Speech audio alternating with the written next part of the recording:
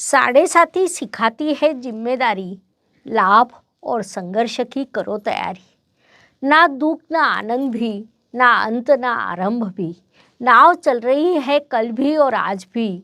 मैं वैसे प्रत्यक्ष नहीं हूँ, ना ही मैं विदेशी हूँ। मैं ना प्रतिबिंब हूँ मेरा, मैं ना आईना मेरा। ये काव्य पंक्तियाँ मीन राशि के जातकों पर पूर्ण रूप से लागू होती है। अत्यंत संवेदनशील लोगों की राशि के रूप में मीन राशि की पहचान है। सभी से प्रेम पूर्वक व्यवहार करना ये आपका मूल स्वभाव है, लेकिन पिछले काल में आपके इस स्वभाव में बदलाव हुआ। 2025 इस नववर्ष में उसमें और बदलाव होगा। ये नववर्ष मंगल ग्रह के कारकत्व में आता है। मंगल ग्रह आपका भाग्येश है, जिस कारण नववर्ष मीन राशि के लिए लाभकारी रहेगा। नमस्कार, मैं एस्ट्रो गुरुमा डॉक्टर ज्योति जोशी आप सभी का हार्दिक स्वागत करती हूँ। सर्वप्रथम आपको 2025 इस अंग्रेजी नववर्ष की हार्दिक शुभकामनाएं। यह अंग्रेजी नववर्ष कैसा रहेगा इसे हम समझ रहे हैं। आज हम मीन राशि के वार्षिक राशि भविष्य का विस्तार से विश्लेषण करने वाले हैं। साथ ही नववर्ष का शुभ काल, आपके साथ निश्चित रूप से होने वाली घटना एवं विशेष उपाय मैं आपको बताने वाली हूँ। इस वीडियो को अंत तक देखें। एक और महत्वपूर्ण बात है कि 2025 इस नववर्ष में आपका निजी भविष्य क्या रहेगा, इसे यदि आपको समझना है तो कमेंट बॉक्स में अपना नाम, जन्म तारीख, जन्म समय और सबसे महत्वपूर्ण एक प्रश्न लिखें। हर रविवार को होने वाले यूट्यूब लाइव में हम आपको निःशुल्क मार्गदर्शन करेंगे, इसलिए पूरी जानकारी और आपका प्रश्न कमेंट करें।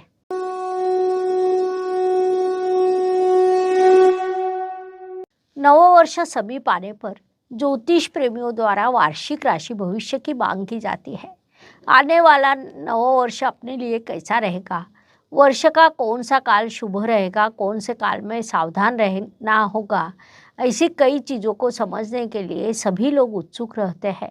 हम भी हर वर्ष वार्षिक राशि भविष्य के माध्यम से इन चीज़ों का विश्लेषण करते हैं। उस अनुसार आज हम सर्वप्रथम मीन राशि के संदर्भ में जानकारी समझ लेंगे। अपने शत्रुओं से भी सौजन्यपूर्ण व्यवहार करने वाले राशि के रूप में मीन राशि की पहचान है। यह निरुपद्रवी राशि के रूप में जानी जाती है। राशि चक्र की यह 12वीं और अंतिम राशि है। इस राशि के राशि स्वामी गुरु महाराज और निसर्ग कुंडली में यह द्वादश स्थान पर आती है। मीन राशि के जातक अत्यंत धार्मिक प्रवृत्ति के होते हैं। ये लोग अच्छा आतिथ्य करने वाले, सामने वाले को उचित सम्मान देने वाले, सामाजिक नियमों का पालन करने वाले होते हैं। ये लोग परम श्रद्धालु, आस्तिक प्रवृत्ति के, परंपराओं का पालन करने वाले होते हैं। ईश्वर पर इनकी बड़ी आस्था होती है। वे कूटनीति या षड्यंत्र में कोई रुचि नहीं रखते। वास्तव में ये चीज़ें उन्हें पसंद भी नहीं आती। उनका स्वभाव दयालु और परोपकारी होता है। मीन राशि के जातक बुद्धिमान और नए विचारों के शोधक भी है, इसीलिए इनके विचारों से भी लोग बड़े प्रभावित रहते हैं। संवाद कौशल्य की कला इनसे सीखनी चाहिए। महत्वपूर्ण बात है कि ये लोग चिंतनशील भी होते हैं। सभी के साथ विनम्रता से व्यवहार करना, सभी से प्रेम संबंध बनाए रखना, ये उनका मुख्य गुणधर्म होता है। साहित्य, लेखन कला में उनकी विशेष रुचि होती है, जिस कारण मीन राशि के जातक लेखक या कवि भी बन सकते हैं, जिसके बल पर समाज में उन्हें लोकप्रियता के साथ उचित सम्मान भी प्राप्त होता है। न्यायप्रिय होने के कारण वे सदैव न्याय के पक्ष में होते हैं। अपने सौम्य स्वभाव के कारण कोई इनके साथ भले ही बुरा व्यवहार करता हो, लेकिन वे उनके साथ सौम्यता से ही व्यवहार करते हैं। तो मीन राशि के लिए 2025 ये अंग्रेजी नववर्ष कैसा रहेगा, इसे हम विस्तार से समझने वाले हैं। लेकिन इसके पूर्व अत्यंत महत्वपूर्ण बात है कि अपनी चंद्र राशि के अनुसार आपको इस राशि भविष्य को समझना है, क्योंकि ये राशि भविष्य 60% चंद्र राशि के अनुसार, 30% लग्न राशि के अनुसार और 10% रवि राशि के अनुसार लागू है। 2025 इस नववर्ष में मीन राशि के लिए कुछ घटनाएं निश्चित रूप से होगी। उसमें पहली महत्वपूर्ण घटना है कि शनिदेव 29 मार्च को राशि परिवर्तन कर आपकी राशि में प्रवेश करेंगे। वहाँ से आपके लिए साढ़े साथी का दूसरा चरण शुरू होगा। साढ़े साथी सदैव बुरी या अशुभ हो नहीं सकती। हम मार्गदर्शन करने के लिए जिम्मेदारियाँ किस प्रकार पूरी करनी है, ये सीखने के लिए साढ़े साथी आती है। साढ़े साथी के इस दूसरे चरण में मीन जातक जिम्मेदारी से अपना कार्य करेंगे, अधिक जिम्मेदार बनेंगे। रिश्ते और उसका महत्व आपको पता चलेगा। ये बात आपके लिए सकारात्मक हो सकती है। उसके बाद दूसरी महत्वपूर्ण घटना 14 मई को होगी। उस दिन आपके राशि स्वामी गुरुदेव राशि परिवर्तन कर तृतीय स्थान से चतुर्थ स्थान में प्रवेश करेंगे। चतुर्थ स्थान के गुरुदेव आध्यात्मिक दृष्टि से महत्वपूर्ण माने जाते हैं। वैसे भी अध्यात्म मीन राशि के जातकों के लिए अधिक महत्वपूर्ण रहता है, क्योंकि आपके राशि स्वामी अर्थात गुरुदेव आपकी राशि जल तत्व की है। चतुर्थ स्थान में आने वाले गुरुदेव आपके कर्म को समृद्ध करेंगे, क्योंकि वहाँ से उनकी शुभ दृष्टि आपके कर्म स्थान पर होगी। साथ ही वे आपको विभिन्न दृष्टियों से भी शुभ प्रभाव देने वाले हैं। उससे भी महत्वपूर्ण घटना 18 मई को होगी।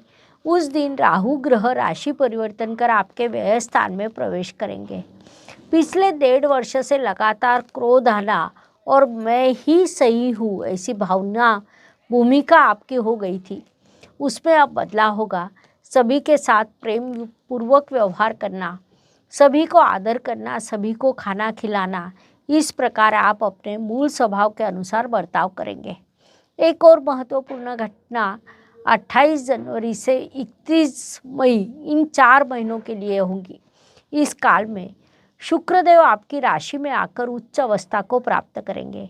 जैसा हमें पता है, शुक्रदेव भौतिक चीज़ों के कारक है। पैसा, समृद्धि, ये चीज़ें भी उन्हीं के कारकत्व में आती है।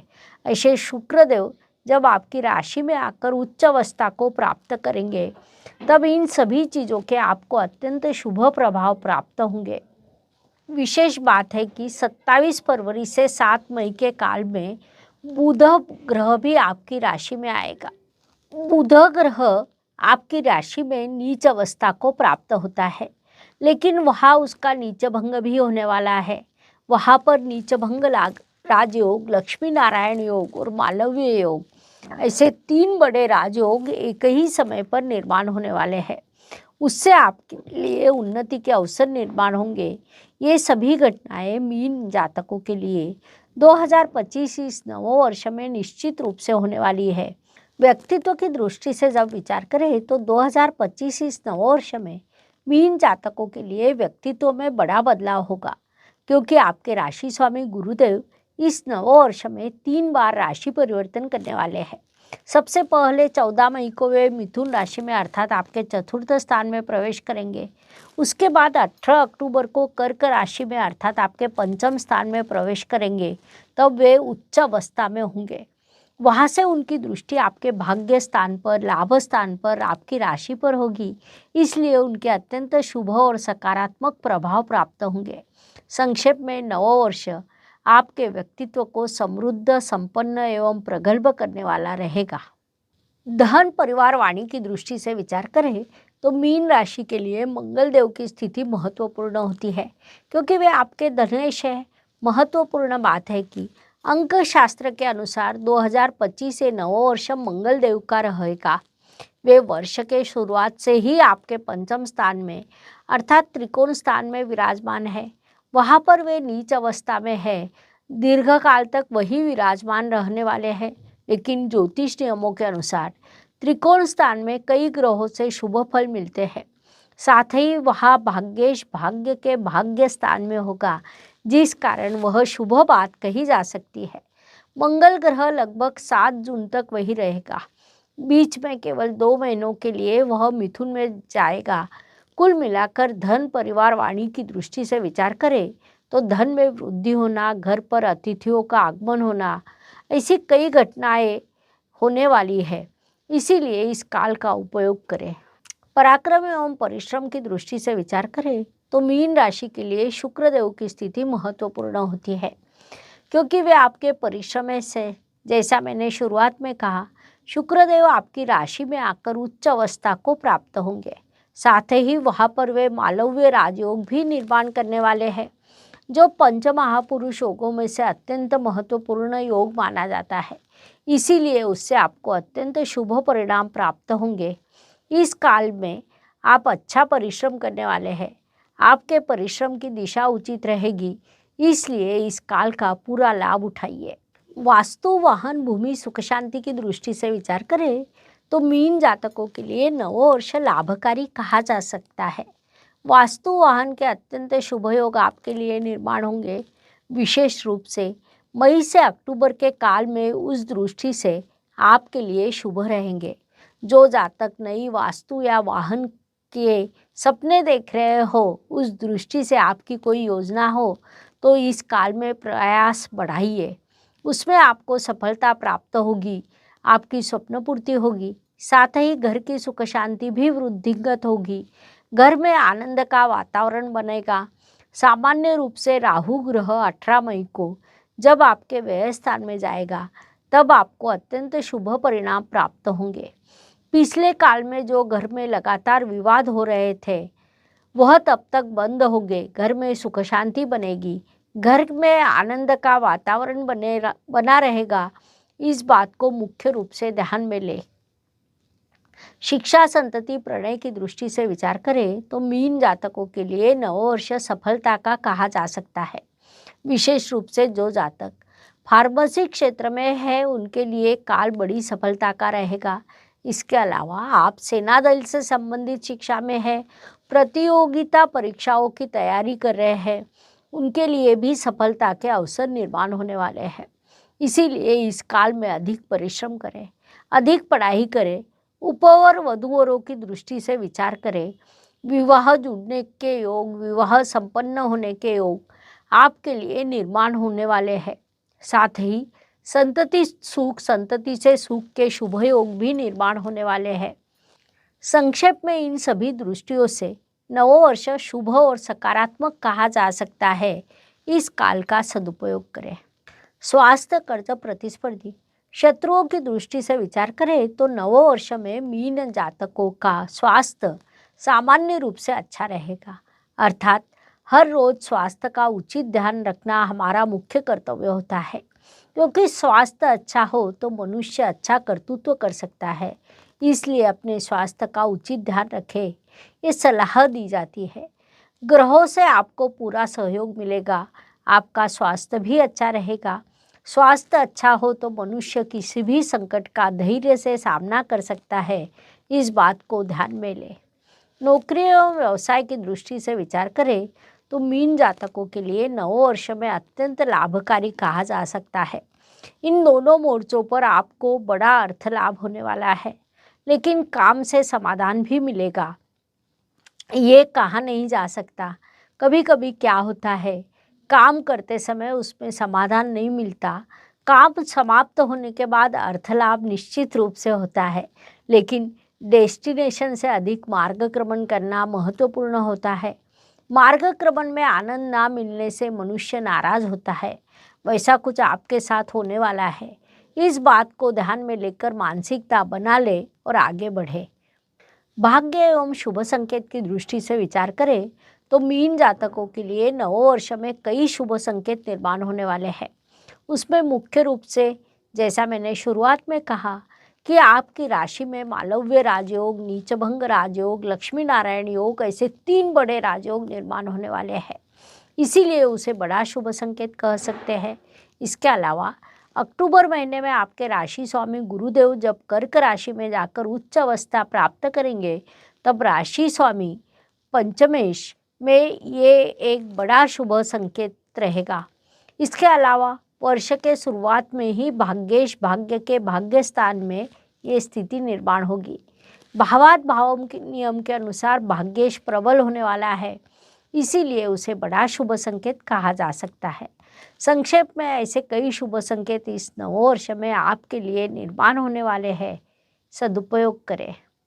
कर्म की दृष्टि से विचार करें तो मीन राशि के लिए पुनश्च गुरुदेव की स्थिति महत्वपूर्ण होती है, क्योंकि राशि स्वामी के साथ वे आपके कर्मेश भी है।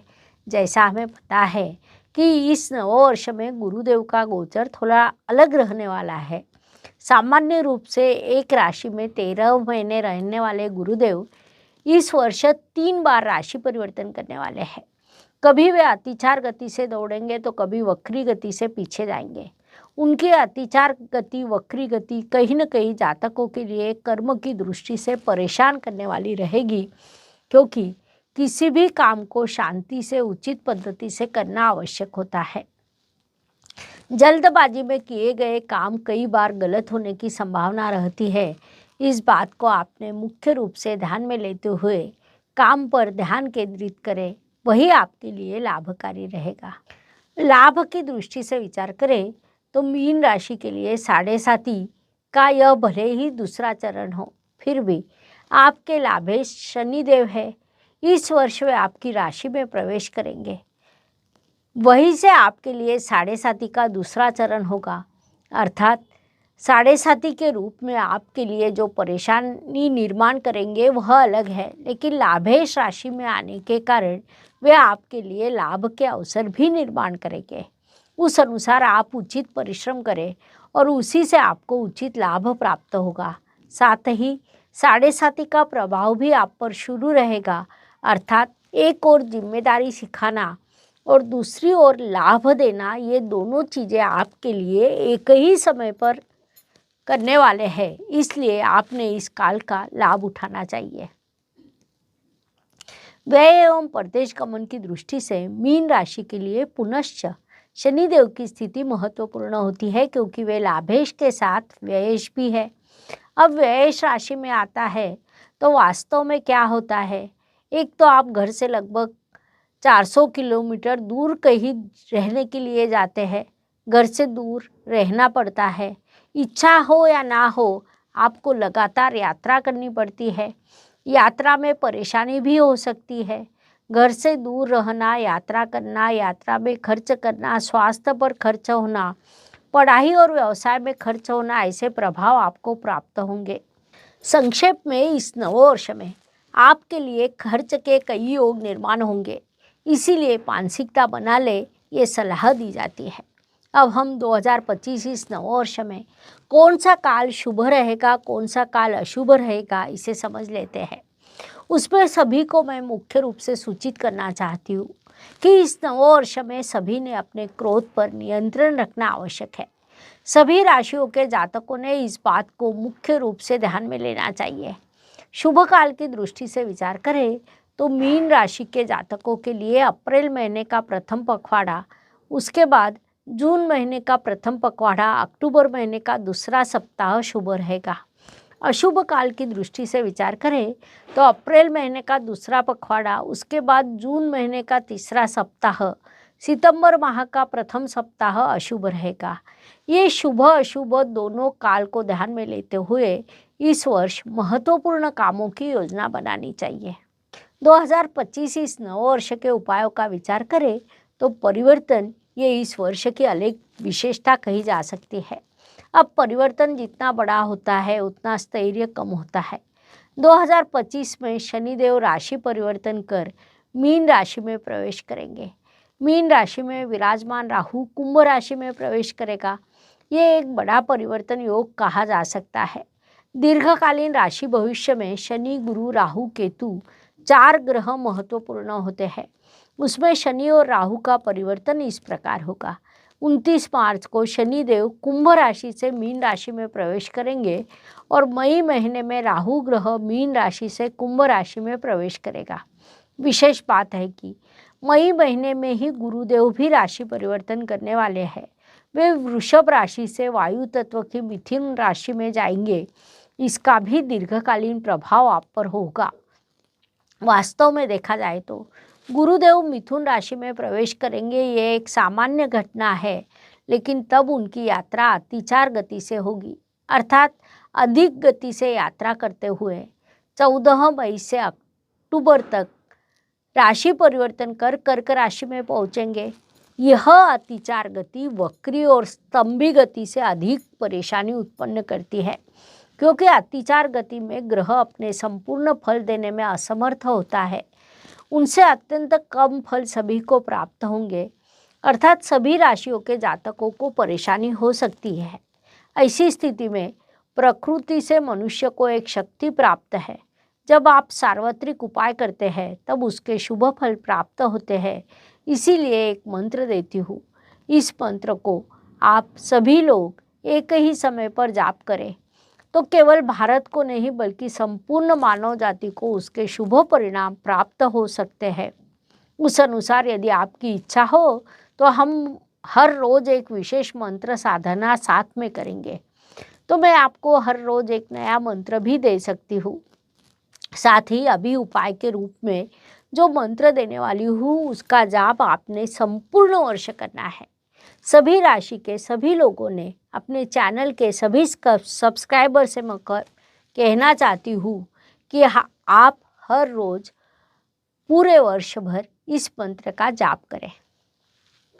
ओम हुम जुम सह ओम भूर्भुवः स्वः ओम त्र्यंबकं यजामहे सुगंधिं पुष्टिवर्धनम् उर्वारुकमेव बंधनान् मृत्योर्मोक्षीमामृतात् स्वं भुवं भूम ओम सम जुम हुम ओम। इस मंत्र का जाप कम से कम 11 बार अवश्य करें। इस सामूहिक मंत्र जाप का एक अलग प्रभाव होगा जो सीधा आपके लिए, आपके परिवार के लिए, आपके देश के लिए लाभकारी रहेगा। इसलिए अवश्य करें। इस प्रकार मेष से लेकर मीन तक हर राशि के लिए आने वाला 2025 कैसा रहेगा ये बताने के लिए हमने अलग अलग 12 वीडियो आपके चैनल पर अपलोड किए हैं। आपकी राशि का वीडियो आपने अभी देखा। दोस्तों को, रिश्तेदारों को उनकी राशि का वीडियो नववर्ष की भेंट के स्वरूप में अवश्य शेयर करें। धन्यवाद। शुभम भवतु। जय ज्योतिष।